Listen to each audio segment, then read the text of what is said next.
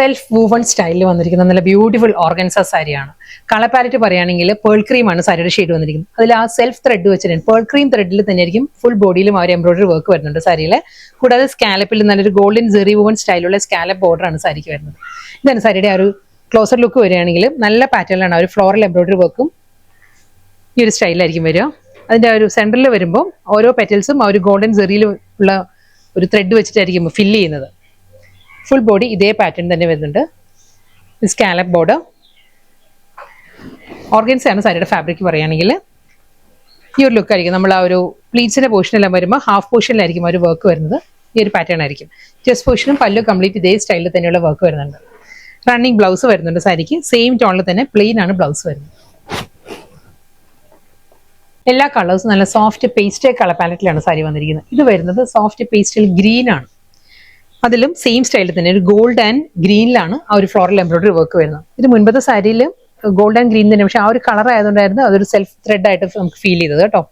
ഇതിൽ വരുമ്പോൾ കണ്ടു ഈ ഒരു പാറ്റേൺ ആണ്. ഗോൾഡൻ ഫ്ലവേഴ്സും വരുന്നുണ്ട്. ആ ഒരു മിൻ ഗ്രീൻ ടോണിൽ തന്നെയുള്ള സെയിം ടോണിൽ തന്നെയുള്ള ആ ഒരു ഫ്ലോറൽ എംബ്രോയിഡറി വർക്ക് വന്നിട്ട് സ്കാലപ്പിലായിരിക്കും എഡ്ജ് ഫിനിഷ് ചെയ്യുന്നത്. Pallu same pattern, plain blouse.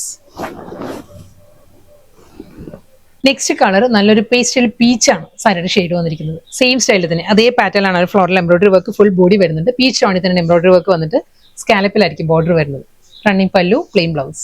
Next colour പറയുകയാണെങ്കിൽ ഒരു ഓഫ് വൈറ്റും ഐവറിയും കൂടി ബ്ലെൻഡഡ് ആണ് സാരിയുടെ കളർ വരുന്നത്. അതിലും സെയിം സ്റ്റൈലിൽ തന്നെ ഫുൾ ബോഡിയിലും ആ ഒരു ഗോൾഡ് ആൻഡ് ഒരു ഐവറി ടോണിലാണ് ആ ഒരു എംബ്രോയിഡറി വർക്ക് ഫുൾ ബോഡി വന്നിട്ട് ഗോൾഡൻ ജെറിയിലുള്ള സ്കാലപ്പ് ബോർഡർ ആയിരിക്കും വരുന്നത്.